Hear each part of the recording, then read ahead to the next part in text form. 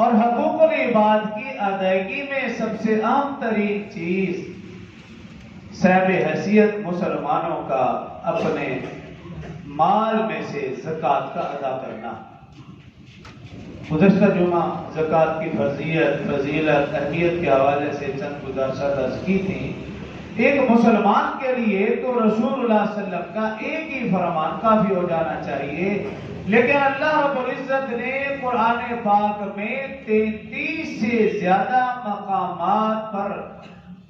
زکوٰۃ کا ذکر فرمایا، وہ بھی نماز کے ساتھ، وَأَقِیمُوا الصَّلَاةَ وَآتُوا الزَّکَاةَ، تاکہ ہمارے دل و دماغ میں یہ بات بیٹھ جائے کہ جو نماز کی اہمیت ہمارے دلوں میں ہے اسی طرح زکوٰۃ کی اہمیت بھی ہونی چاہیے۔ جس طرح ہم نماز کو فرض سمجھتے ہیں اسی طرح زکوٰۃ کو بھی فرض سمجھے۔ اور پھر رسول اللہ صلی اللہ علیہ وسلم کی رحلت کے بعد آپ صلی اللہ علیہ وسلم کے جانشین، آپ کے بعد ہونے والے خلیفہ اول، خلیفہ بلا فصل، افضل البشر بعد الانبیاء، سیدنا ابوبکر صدیق رضی اللہ عنہ کا طرز عمل کہ جن لوگوں نے زکوٰۃ دینے سے انکار کیا آپ نے انہیں کافر قرار دیا اور ان کے خلاف جہاد کا اعلان کیا، یہ فرمان ہی ہمارے لیے کافی ہو جانا چاہیے۔ اور پھر جو لوگ اللہ کے دیے ہوئے مال میں سے اللہ کی راہ میں، اللہ کی رضا میں خرچ کرتے ہیں، قرآن کے لیے کہہ رہا ہے وَأَقْرِضُوا اللَّهَ قَرْضًا حَسَنًا، گویا تم نے اللہ کو قرض حسنہ دیا، اللہ قیامت والے دن یہ قرض حسنہ نیکیوں کی پہاڑ کی صورت میں لوٹائے گا۔ اور جو لوگ زکوٰۃ ادا نہیں کرتے،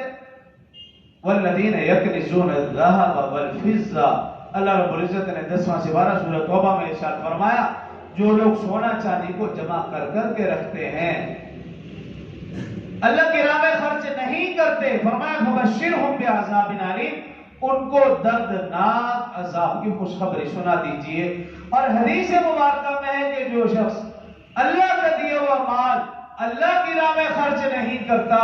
قیامت والے دن وہ مال ایک سانپ کی شکل اختیار کر لے گا اور اس شخص کے گلے میں توق کی طرح، ہار کی طرح ڈال دیا جائے گا، اور وہ سانپ اسے کہے گا میں تیرا مال ہوں، آج دیکھ میں تیرے ساتھ کیا حشر کرتا ہوں۔ عرض کرنے کا مقصد یہ ہے کہ اللہ کا دیا ہوا مال ہے، اگر اس مال کے اوپر زکوٰۃ بنتی ہے تو سال میں ایک دفعہ صرف 2.5% زکوٰۃ ہے، تو اس کو ادا کرنے میں ہیرا بہانہ نہیں کرنا چاہیے۔ تو زکوٰۃ کا نصاب کیا ہے مختصراً عرض کر دیتا ہوں۔ زکوٰۃ کا نصاب سونا 7.5 تولہ، چاندی 52.5 تولہ، مال تجارت ہے 200 درہم اس کی مالیت۔ اگر کسی شخص کے پاس صرف سونا ہے، چاندی بھی نہیں اور مال تجارت بھی نہیں، ضرورت کے علاوہ مکان بھی نہیں، ضرورت کے علاوہ دکان بھی نہیں، ضرورت کے علاوہ گاڑی بھی نہیں، صرف سونا ہے، تو اس کی زکوٰۃ کی ادائیگی کے لیے 7.5 تولہ ہونا ضروری ہے۔ اگر 7.5 تولہ سے کم سونا اس پر زکوٰۃ نہیں، وہ صرف صدقہ و خیرات کا اہتمام کرے۔ اور اگر کسی شخص کے پاس صرف چاندی ہے، سونا بھی نہیں، مال تجارت بھی نہیں، ضرورت کے علاوہ گھر، دکان، مکان، گاڑی کچھ بھی نہیں، صرف چاندی ہے، تو اگر وہ چاندی 52.5 تولہ بنتی ہے یا اس سے زیادہ ہے تو پھر اس کے اوپر زکوٰۃ فرض ہے۔ اگر 52.5 تولہ سے کم چاندی ہے تو اس کے اوپر زکوٰۃ فرض رہے۔ اور اگر کسی شخص کے پاس کچھ سونا، کچھ چاندی اور کچھ مال، ضرورت کے علاوہ گھر، دکان، مکان، گاڑی، تو ان ساری چیزوں کو جمع کرے گا اور اس کے وہ پیسے بنائے گا،